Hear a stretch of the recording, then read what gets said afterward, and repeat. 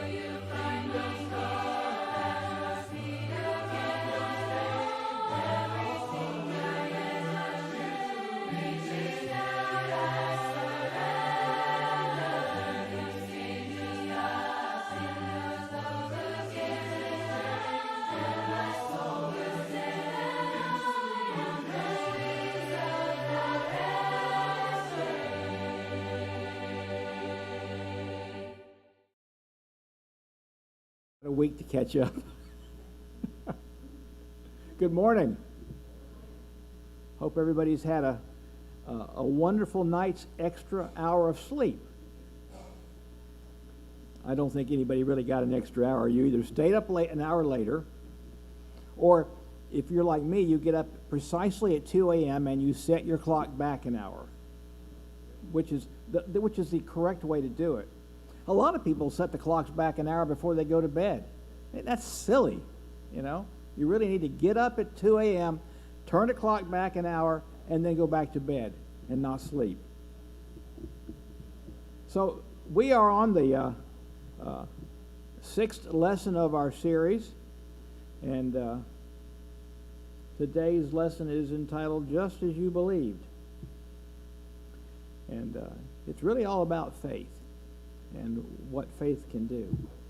I got a question for you, and I think it's going to fit this age group perfectly, except for the real young ones over here. So, who remembers Bewitched? All right. Yeah, see, nobody over there raised their hand. How about Gilligan's Island? Green Acres? I Dream of Jeannie? And you probably would all be experts on those different old classics. Now, here's one that nobody's going to remember. Oh, yeah. You guys remember that? Oh, you must be I don't even remember anything about that. All right. Let's see how good you are. I don't know. What network was it on? Yeah, see? Everybody remembers it, but they don't remember anything else. It was actually on CBS. Yeah, it ran for 9 years. 1962 to 1971. That was the time that it ran. All right. What did Granny call the swimming pool in the backyard? Cement pond. All right. All right. We're cooking now. All right. Who was Drysdale's secretary? What was her name? Jane Hathaway. Yeah. Yeah. That's correct. What was the one thing Ellie Mae could not do? She couldn't cook. She could not cook. Doesn't seem to fit, does it? This is one that I had to go look up because I didn't know. I had to go back about 3 reruns and find it. What was the name of the family dog? It was Duke. You know? Here's one. What was Granny's last name? It wasn't Clampett. It wasn't Clampett. Actually, her name was Daisy Mae Moses in the show. You don't remember what the name of the character she Or who played that part, do you? It was Irene Ryan. What was the guy's name that played Jed? Yeah, it was Buddy Ebsen. So here's something about Buddy Ebsen that you do not know. This is you're gonna take this with you forever, because this is one of those critical pieces of information that you simply cannot live without. Did you know that Buddy Ebsen was actually going to play the Tin Man in The Wizard of Oz? You know why he couldn't? He was allergic to the aluminum in the makeup. And it actually, because of that aluminum makeup, it affected his lungs, and he had an incurable affliction the whole rest of his life because of that. And that kind of sets the stage a little bit, because if you had a family member who suffered from a chronic or terminal disease, you would do absolutely anything that you could to make them better. We all know that. There's a lot of us in here that know that better than others. And so, we try to do things as much as we possibly can. Today, we're going to talk about two individuals who talked to Jesus to try to get some help for others that had an illness that, apparently couldn't be taken care of. And we're going to be in John chapter 4, verses 43 through 47 here for a few minutes, and we'll see where this goes.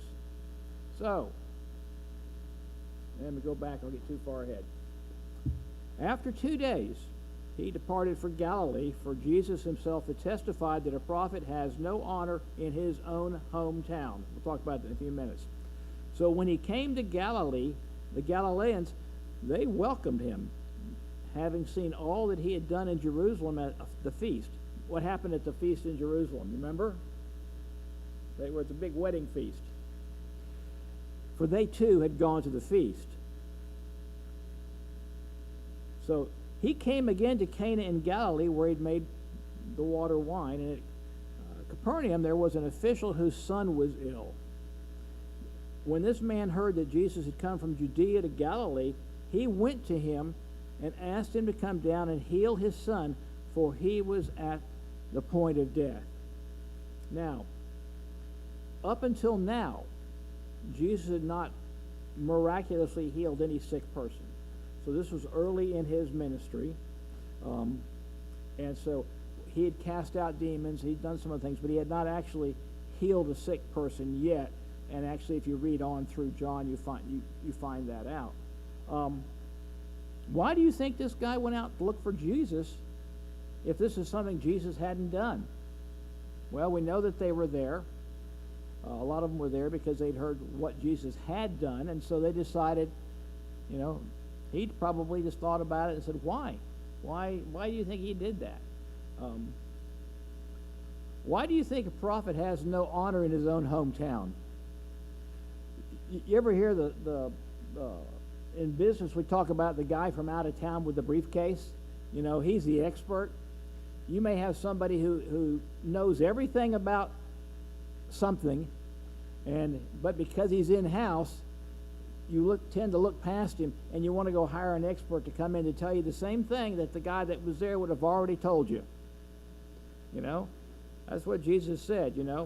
Prophet has no honor in his own hometown. Why? Well, the people they grew up with Jesus. He was a carpenter. He was nobody special. He was just another kid down the block. Just all kinds of different things. We grow up with people and we tend to discount their capabilities. We don't fully recognize what they're capable of, and because we do that, we tend to look past expertise that's in our backyard. That's what happens.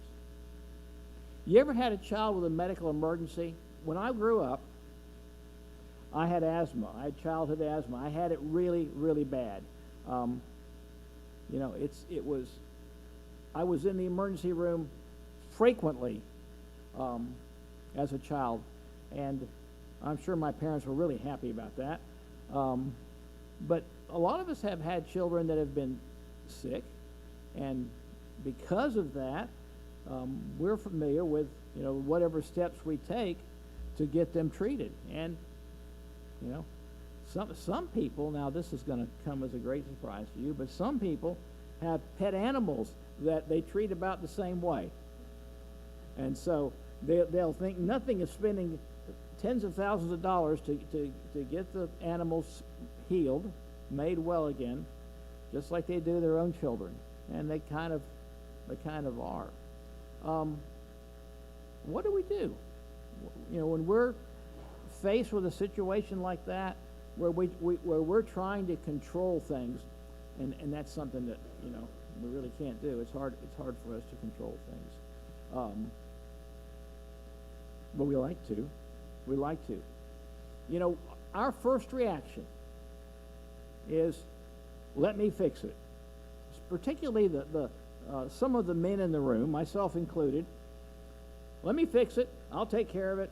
We'll get it fixed. Well, we don't always, but we kind of feel like we have to say that, even though it's probably true that there's a lot of things we can't really fix. So, Jesus said to him, unless you see signs and wonders, you will not believe. The official said to him, Sir, come down before my child dies. Jesus said to him, Go, your son will live. The man believed the word that Jesus spoke to him and went on his way.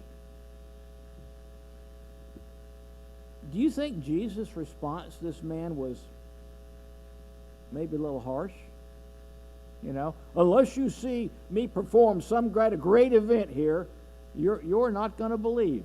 If I don't make the smoke and mirrors and the fire come out of my fingertips and all this kind of stuff, you're not going to believe that. That's So does that sound a little harsh?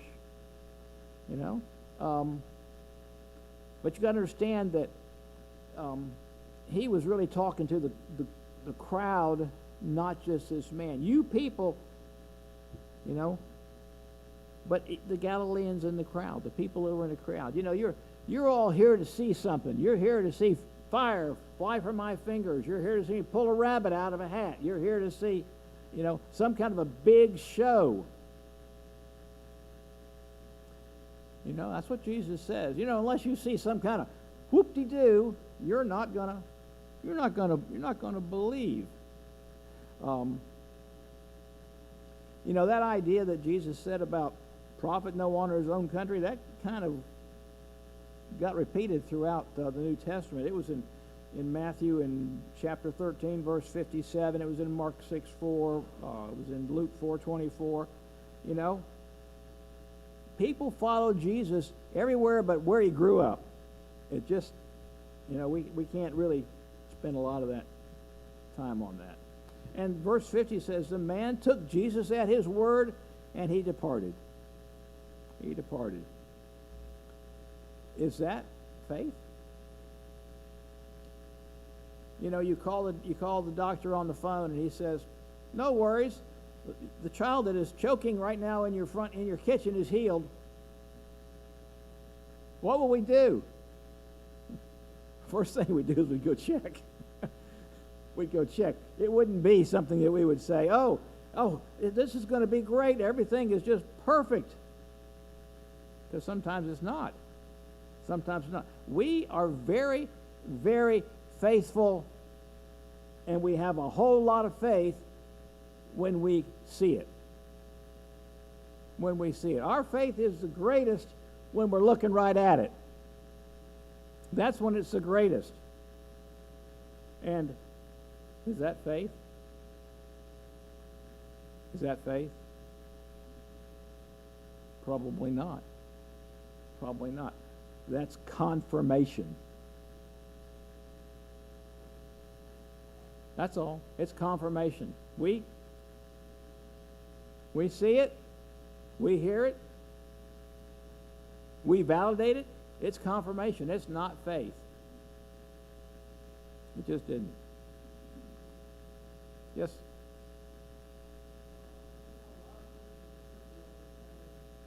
Saving faith. We believe in salvation in the end. We don't have any faith in what's going on in the world today, in our lives today. But we have faith that we will be saved in the end. Yeah. You know,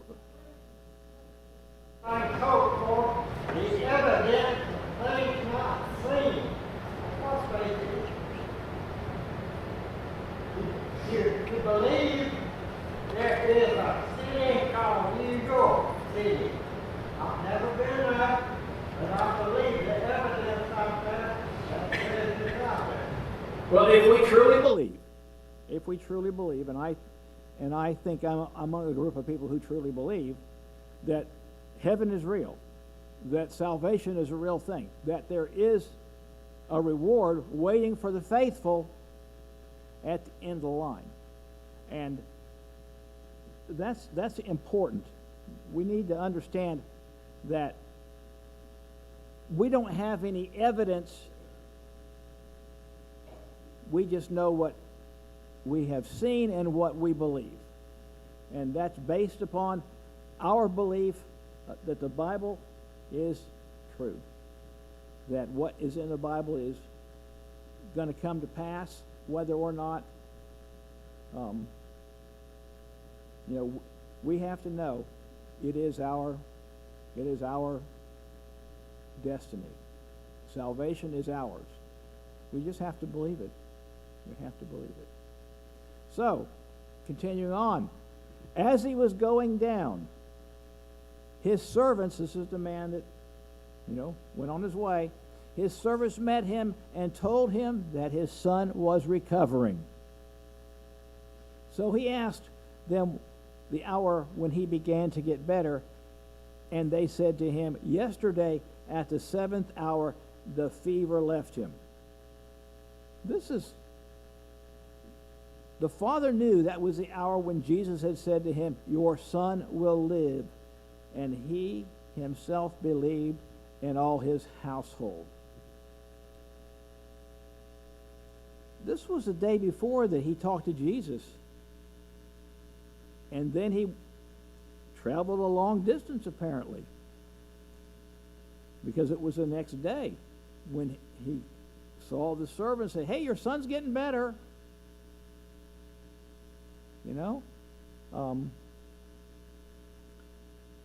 Jesus was in Cana, and the boy was in Capernaum.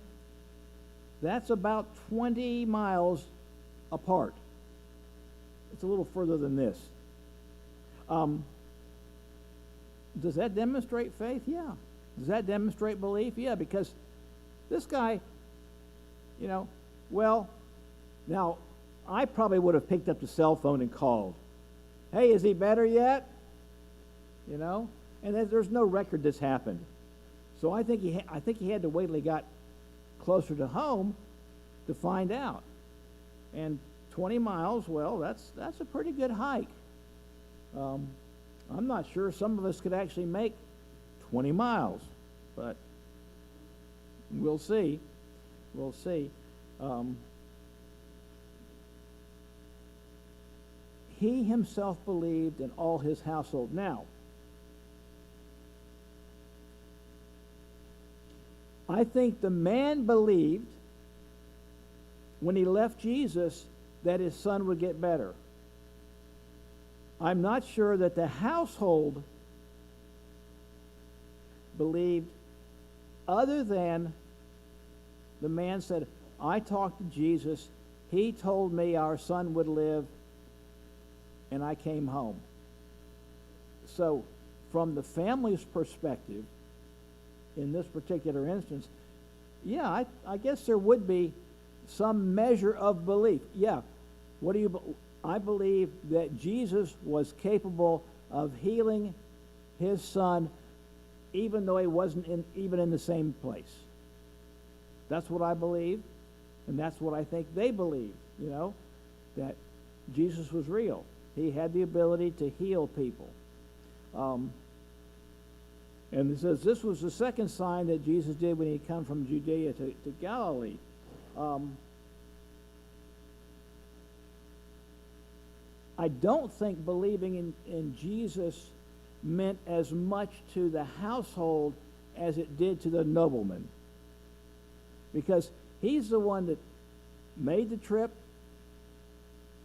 He's the one that confronted Jesus. He's the one that Jesus said, hey, it's going to be fine. Your son's going to live. And then he turns around and he heads home because he believes it's all going to be okay, which it was. There's no question about that. But in the context of this, what the household believed, I'm sure that was a belief post-event. In other words, yeah, it happened. I believe it happened, and now we're going to go on from here. And so that is that's belief, but it's kind of a belief after seeing. So the belief not involved in the healing, but more in the circumstances. Jesus could heal people, and these people would believe that because they'd seen it firsthand. It's a lot easier for us to believe something when we see it. You know? It's just, we hear stories all the time of things I don't believe. And so my belief could be greatly improved if I could see it. Not faith, belief. I don't think they're always the same thing. All right. Let's look at another example here. In Matthew chapter 8. When he entered Capernaum, a centurion came forward to him, appealing to him, Lord, my servant is lying paralyzed at home, suffering terribly. And he said to him, I will come and heal him. Jesus said, I will come and heal him. All right. So a centurion, is named because he was a Roman soldier who was in charge of 100 soldiers. That's where the centurion came from. Centurions were career soldiers. These are the chief master sergeants. They're the guys that, that run the military. They're the ones that get the troops to do what needs to be done. I'm trying to think of an example of somebody that I know that would typically fit this idea of a Roman centurion. I typically look at this guy. He's large. He doesn't smile a whole lot. When he says something, he expects things to happen. When you say jump, it's just how high. Those are the kinds of things that you think of. So the kind of personality this guy has, this centurion has, I think from our standpoint, this is the guy that's in charge of things. And if things are not moving along the way they're supposed to be, he's the guy who's going to step in and use his influence and his size to make things happen, whatever it takes. That's the kind of person that I think these centurions were. They could make things happen.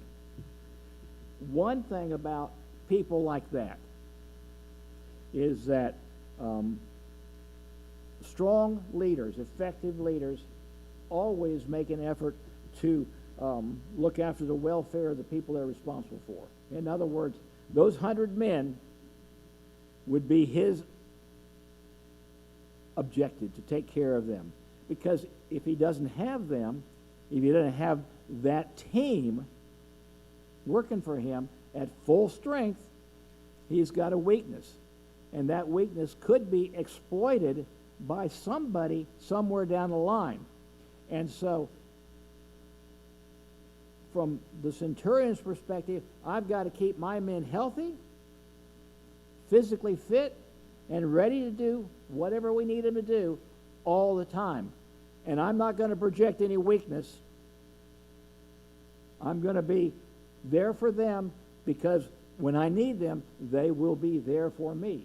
And that is exactly how that should look to you.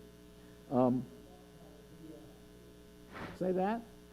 You're talking about the DI today in the military. Yeah. Well, He's saying, you're actually talking about him today. And the Army, and Right. Air Force, the Navy, so forth. the regular. Boots on the guy, boots on the ground kind of guy.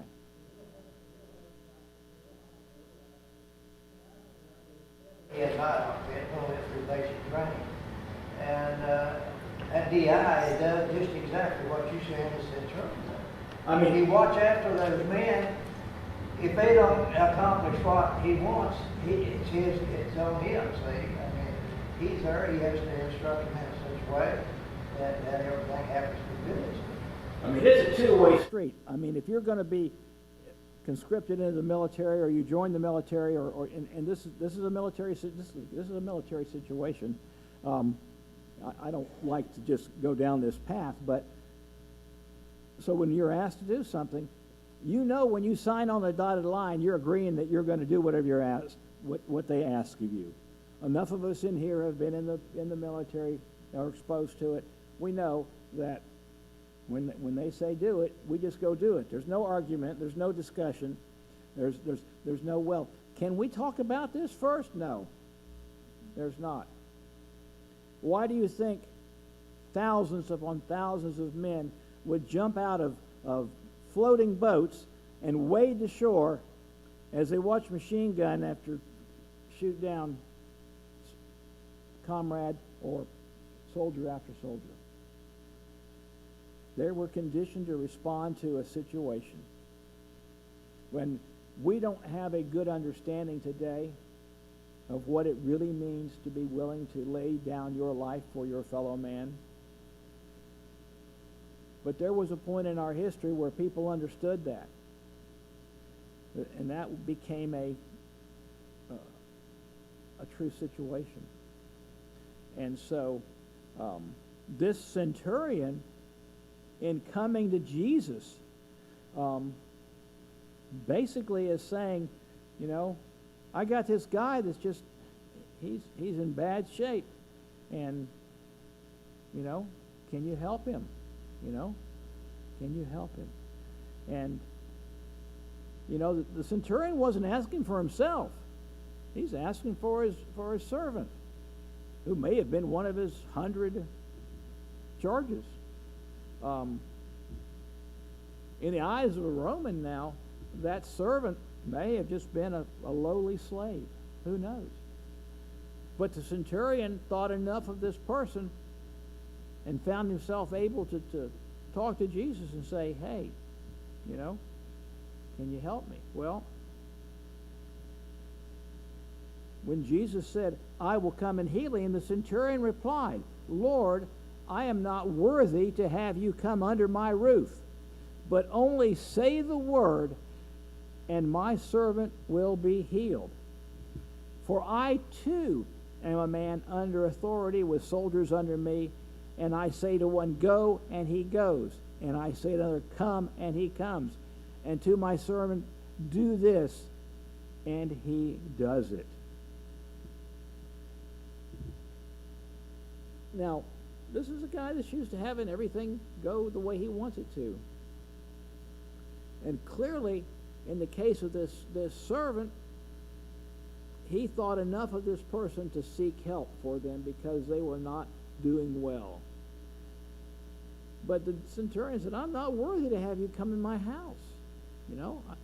I don't know why he said that. I don't know if it was a distance away or whatever it was.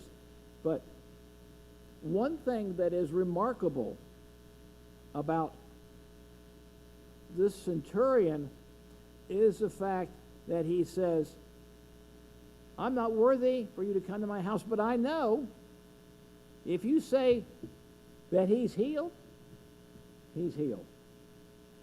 Now that's belief, and that's faith. That is a remarkable attitude, to be able just to simply walk into a situation like that and be willing to go ahead and tell Jesus, I know that if you say it, it's going to be well, and everything is going to work out the way it's supposed to be. When Jesus heard this, he marveled and said to those who followed him, "Truly I tell you, with no one in Israel have I found such faith. I tell you, many will come from the east and west and recline at table with Abraham, Isaac, and Jacob in the kingdom of heaven." This may have been the first time the Jews might have been exposed to an idea that they were not the only ones who had an opportunity. When Jesus says they're going to come from the east and west, he's not talking about the local population. He's talking about everybody else. And verse 10 says Jesus was astonished by the centurion's statement. You know, what Jesus was trying to do was draw a contrast between this Roman soldier's faith and the faithless response of his own people, the Jews. The people in his backyard, the people that he grew up with, the people that he was a part of, would not accept the message that Jesus had to share. But this centurion, foreigner, Jews had already, thought, oh, we're the only ones. Well, guess what? You aren't the only ones. And this is, who knows, some of them might miss this. But what Jesus is saying is that there's going to be this great flood of Gentiles who are going to come into the kingdom after the church is established. Many of the Jewish people were not receptive, particularly the Pharisees and the Sadducees. Sometimes I wonder, how much of that was due to hard hearts. Total rejection of anything Jesus had to say, because that isn't what they taught and that isn't what they acted, But the Jews were not receptive, and they just always thought, well, we're God's chosen people. It doesn't matter what we do. Makes no difference what we do. We're always going to be blessed by the Lord. And, of course, if they looked back over history, what did they see? They saw people fell away. They were punished for a while. They returned to God. They returned to their higher status. And then they started to cycle all over again. Time passed. They got further from God. And as they got further from God, he withdrew his blessings from them. And this is a cycle that was repeated over and over and over again. And Jesus says, you're going to be amazed that all the people from the east and the west are going to receive the blessing. That's what he's saying.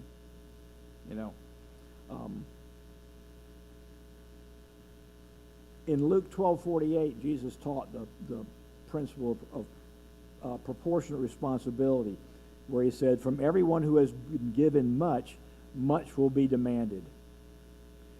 And the one who has been entrusted with much, much more will be asked. What this really means is that Jesus' own people should have been more receptive because of all they had been given. They were given everything. Yet they refused to accept Jesus' message. Over time, through this 2,000 years, the Jews received so many blessings as compared to everybody else. What happened? They would go into a country, they would conquer it, and they would get all the benefit of that country. All the work they had done, the animals they had raised, all of it became the Jews' property. Because of this, the Jews were some of the wealthiest people around. There were a few people that were better off, but very few as a nation were as well off as the Jews were. And Jesus is saying, you're going to be amazed that all these Gentiles are going to be in heaven because you rejected this message. kind of Men tend to go toward their own traditions rather than to obey God's word. Jesus said, heaven and earth will pass away, but my word will never pass away. We have the same problem today. Men believe they know more than God. Well, it is true that that Moses' message was rejected by the people, but so were other leaders as well. Their messages were rejected by the people when they got it. You know, people turned their back on Jeremiah, who tried to say, you know, you gotta turn or you're gonna burn. You know, you're gonna pay the price if you don't turn back. Even sometimes, God's own prophets thought the people weren't getting their fair share. They weren't getting a fair. What did Jonah say? You know, hey, I preached to these people, and they turned around, and now you're not going to punish them. You know, Jonah was looking for some smiting. You know, there's still a problem today. Now, we still have a problem accepting God in our lives. All of you read and hear that church attendance is on the decline and has been for many years. From a national perspective, I think that as a country, as a nation, we have probably turned our back on God more often than not in the last 50 years. And I can see what happened to the nation of Israelites, the Jews, over time when they turned their backs on God. What happened?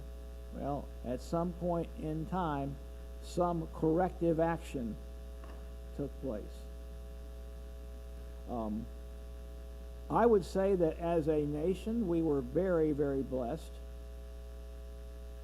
And I'd say there's a lot of people in this nation who, for whatever reason, have decided that that blessing isn't really appropriate. I don't know why. Let's see. This carries on from the previous reading where we're talking about, you know, there'll be people that'll sit at the table with the eyes of Jacob. It says, while the sons of the kingdom will be thrown into outer darkness. In that place there will be weeping and gnashing of teeth. And to the centurion Jesus said, go, let it be done for you as you have believed. And the servant was healed at that very moment. Jesus responds to people who respond to him. And that's something that we have to remember today. You know, Jesus could have been talking to us. You know, if you choose to believe me, things are going to be great. But likewise, if you choose not to believe me, things are going to be pretty rough. It's going to be tough. So what does that mean? Well, you know, I think as a whole, we are not living up to our responsibilities to God. I think that we have been blessed. I think that we have been put in a situation where we had become a very wealthy nation, and I'm not sure that we appreciated those blessings. I would probably say that we had squandered a lot of what we got, or what we had. I'm disappointed about the lack of faithfulness in this country. I can't speak about all over the world because I haven't been there recently, But what I see around me now is disappointing. And I'm hoping that somewhere along the line that we'll get a clue, that we'll get an idea. I don't know what it's going to take, how we'll fix it, but we need to find a way. We need to find a way. I don't like the way we're going, and that's the truth.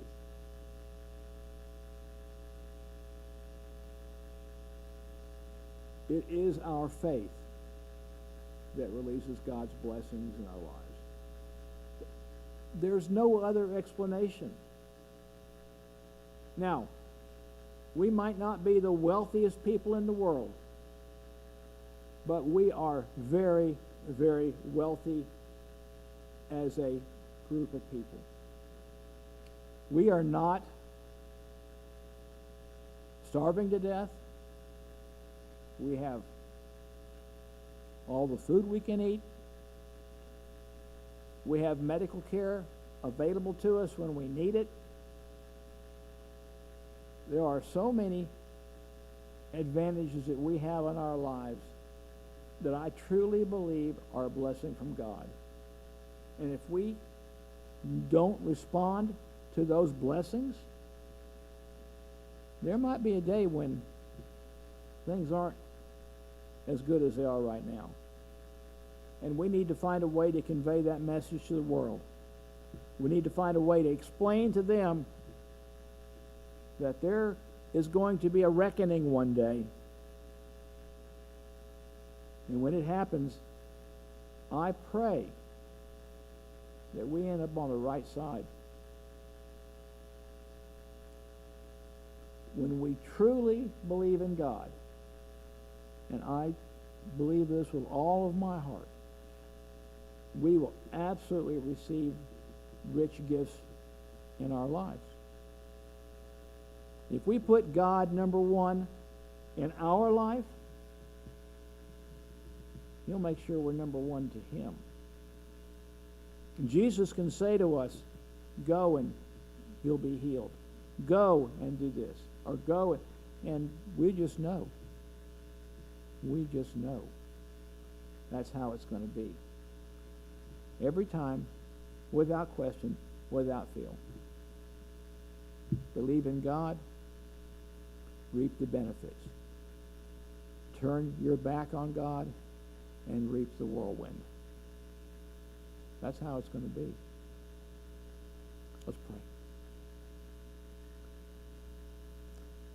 Heavenly Father, we thank you for your graciousness, your love, the many, many blessings that you have bestowed upon us. And we ask, Father, that we might come to a fuller appreciation of everything that we have and the things that you've given us. And we ask, God, that we'll be able to take the things that you've given us and share them with others in this world. But most importantly, God, we ask that you help us to share the message of the good news of Jesus with everyone we meet. Give us the strength, the courage to share that message at every opportunity that we have. We ask, Father, that you continue to bless us. In Jesus' name we pray. Amen. Thank you very much.